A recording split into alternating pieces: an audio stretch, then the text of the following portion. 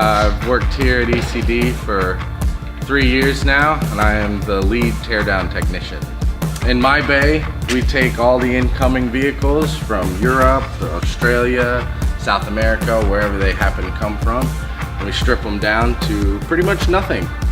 Then we take the axles off and we send the chassis out to sandblasting. Then we take the body and we start to strip the body apart to send out to the paint shop. When the axles are stripped down, we take them to our sandblaster here. We put them inside. We wear some funny gloves. And we blast the parts, clean them, paint them. We powder coat some parts.